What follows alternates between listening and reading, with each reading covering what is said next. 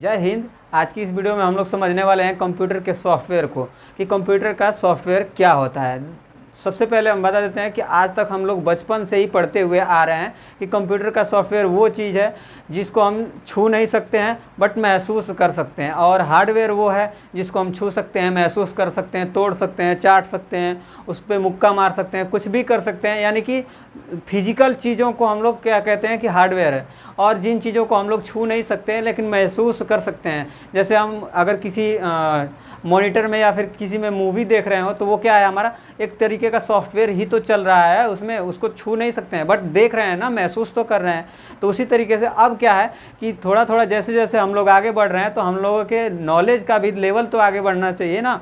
तो क्या है, अभी के टाइम पे हम ये कह सकते हैं कि सॉफ्टवेयर वो है जो बहुत सारे प्रोग्रामों का सेट होता है, यानी कि बहुत सारे प्रोग्रामों के सेट को हम सॉफ्टवेयर कहते हैं। अब ये सॉफ्टवेयर का कार्य क्या होता है, तो सॉफ्टवेयर का कार्य ये होता है कि कंप्यूटर में जितने सारे डिवाइसेस लगे हुए हैं उनको एक इंटरैक्ट करने का काम करता है, यानी कि उन सभी को एक अपना खुद का कंप्यूटर बनाने का काम करता है। यानी कि अगर हम ऐसे समझें कि कंप्यूटर में या फिर हमारे शरीर में एक आत्मा जो होती है, अगर आत्मा डाल दे अपने शरीर में और अपने अपने अंगों को, जैसे मान के चलिए हाथ को काट के इधर कर दिए, पैर को काट के इधर कर दिए, तो वो क्या करेगा, खुद से जोड़ करके और अपना पूरा बॉडी बनाने का काम करेगा। वैसे ही जो सॉफ्टवेयर होता है वो कंप्यूटर में जब इंस्टॉल किया जाता है तो उसके बाद से वो क्या काम करता है कि अपने जितने सारे उसमें डिवाइसेस जुड़े रहेंगे उन सभी को इंटरैक्ट करने का काम, यानी कि एक कंप्यूटर बनाने का काम करता है। ठीक है, अब बात कर लेते हैं कंप्यूटर के सॉफ्टवेयर के प्रकार के।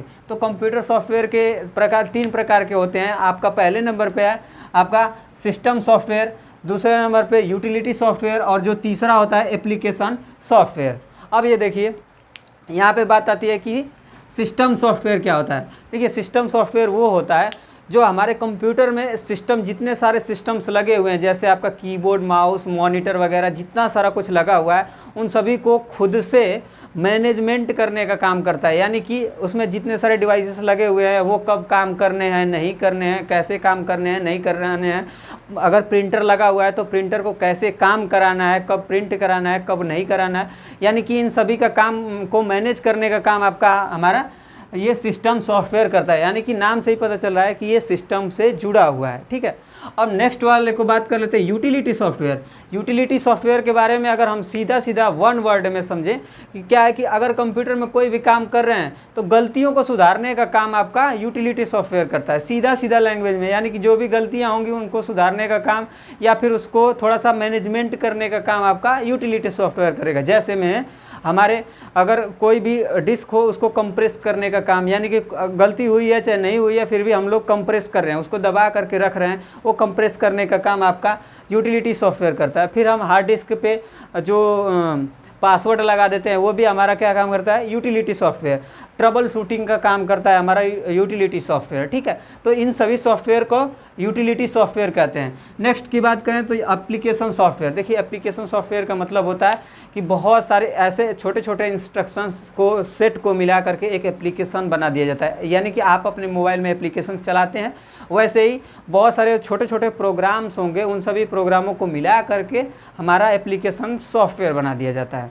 ठीक है, अब हम समझते हैं कंप्यूटर के सिस्टम सॉफ्टवेयर को। देखिए, सिस्टम सॉफ्टवेयर ऐसे सॉफ्टवेयर होते हैं या फिर ऐसा प्रोग्राम होता है जो प्रोग्रामों को लिखा जाता है कि कंप्यूटर में जितने सारे डिवाइसेस हैं उन सभी को हम लोग मैनेज कर सके एक जगह से ही, और उन्हीं सभी को मैनेजमेंट करने का काम, इंटरैक्ट करने का काम, उनको कब कार्य कराना है, ये इन सभी कामों को वो कराने का काम करता है हमारा सिस्टम सॉफ्टवेयर। यानी कि पूरे सिस्टम को मैनेज करने का काम हमारा सिस्टम सॉफ्टवेयर करता है। ठीक है, अब सिस्टम सॉफ्टवेयर के भी 5 प्रकार होते हैं। आपको बता दें कि सबसे पहले आपका सिस्टम सॉफ्टवेयर में आता है ऑपरेटिंग सिस्टम, ये कंप्यूटर में ऑपरेटिंग करने का काम करता है।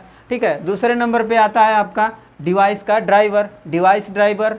तीसरे नंबर पे असेंबलर और कंपाइलर और इंटरप्रेटर। अब इन सभी को हम लोग ब्रीफ में समझते हैं कि ये होते क्या हैं, ठीक है। तो सबसे पहले हम बात कर लेते हैं ऑपरेटिंग सिस्टम की। तो ऑपरेटिंग सिस्टम एक ऐसा सॉफ्टवेयर होता है, ये एक ऐसा प्लेटफॉर्म क्रिएट कर करके और आपके कंप्यूटर में दे देता है जिसमें बहुत सारे एप्लीकेशनों को चला सके, ठीक है। यानी कि आपको अगर एग्जांपल से समझाएं तो एक आपका जो ऑपरेटिंग सिस्टम है वो है हमारा एक स्टेशन, और स्टेशन पे बहुत सारी ट्रेनें आएंगी और बहुत सारे लोग चढ़ेंगे उतरेंगे और जो भी रहेगा अपना काम करेंगे, दिनचर्या करेंगे।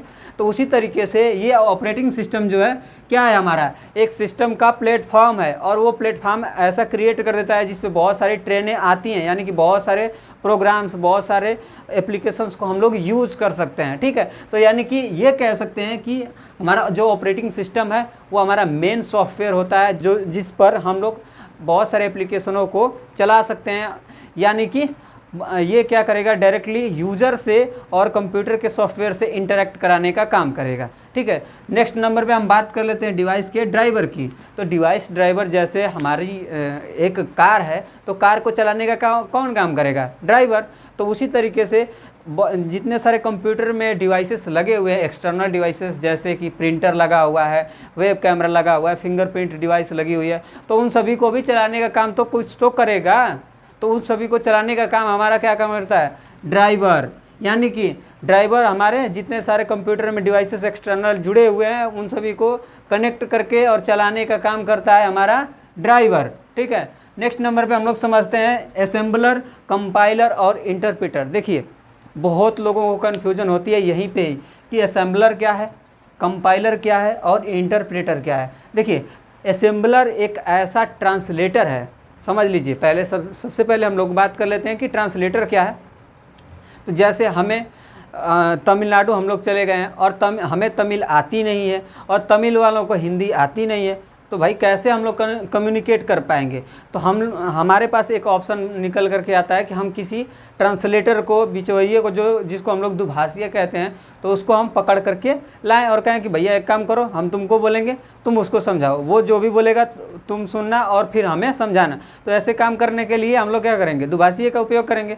अब वो दुभाषिया सुनेगा हमारी बात और सुनने के बाद उसको सुनाएगा, उसका सुनने के बाद हमें सुनाएगा। तो ऐसा काम करेगा ट्रांसलेटर, ठीक है। जैसे बाहुबली मूवी में हुआ था, वो ट्रांसलेटर का काम कर रहा था जब युद्ध स्टार्ट होने वाला था, ठीक है। तो अब उसी तरीके से हमारा क्या काम करता है, असेंबलर काम करता है, कंपाइलर और इंटरप्रेटर क्या काम करता है। अब सबसे पहले हम लोग समझ लेते हैं कि इसका यूज ही क्यों किया जाता है। तो हमारा जो कंप्यूटर है वो कंप्यूटर 0 और 1 की लैंग्वेज को समझता है, यानी कि 0 और 1 की लैंग्वेज बाइनरी नंबर को, ठीक है,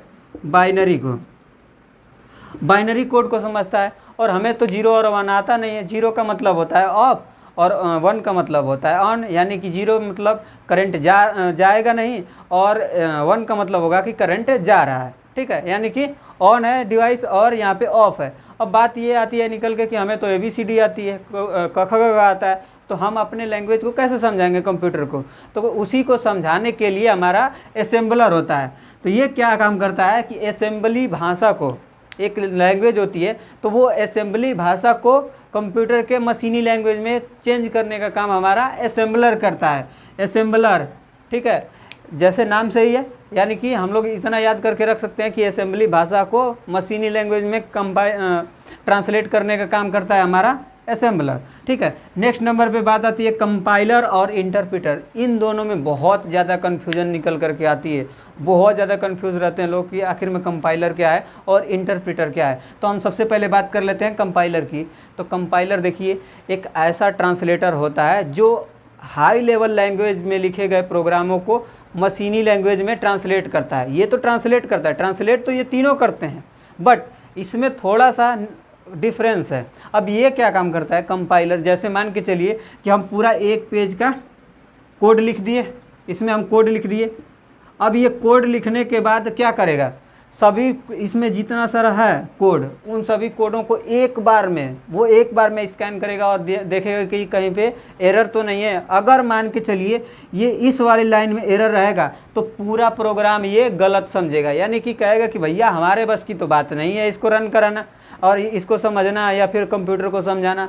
एक काम करो, तुम इसको सही करो तब हम समझाएंगे, वरना नहीं समझाएंगे, ठीक है। अब ये कंपाइलर का काम होता है, यानी कि कंपाइलर एक ही बार में पूरे कोड को रन करने का काम करता है, ठीक है। अब बात आती है इंटरप्रेटर की। अब देखिए इंटरप्रेटर क्या काम करता है। अब उसी तरीके से हम एक पूरा पेज में कोड लिखें और कोड लिखने के बाद हमारा एरर इस वाली लाइन में, सेम उसी लाइन में हमारा एरर आ गया है, तो कंपाइलर क्या काम करता है, सबसे पहले इस वाली लाइन को वो कोड करेगा, उसके बाद से इसको स्कैन करेगा, इसको स्कैन करेगा, यानी कि इन तीनों लाइनों को स्कैन तो कर लेगा और चौथे लाइन में वो एरर पाएगा, बट कहेगा कि तुम टेंशन ना लो भैया, हम है ना। उसके बाद से हम क्या करते हैं, इस लाइन को तो हम कंप्यूटर को समझा देते हैं और इस वाली लाइन को तुम सही कर देना, बाद में हम समझा देंगे, ठीक है। तो ये सारा दोनों में, ये दोनों तीनों में कन्फ्यूजन जिसको रहता है वो लोग समझ लें, यानी कि असेंबलर असेंबली लैंग्वेज को वो मशीनी भाषा में आसानी से चेंज कर देता है। फिर बात आती है कंपाइलर की, तो कंपाइलर पूरे कोड को स्कैन करेगा, अगर पूरा कोड में से कुछ भी गलत रहेगा तो वो, चाहे एरर रहेगा तो वो पूरा कोड गलत मानेगा, यानी पूरा प्रोग्राम ही कहेगा कि भैया हमारे बस की बात नहीं है, तुम अपने हिसाब से देख लो, ठीक है। और ये कंपाइलर क्या काम करता है, लाइन बाय लाइन कोड को रन कराने का काम करता है, ठीक है।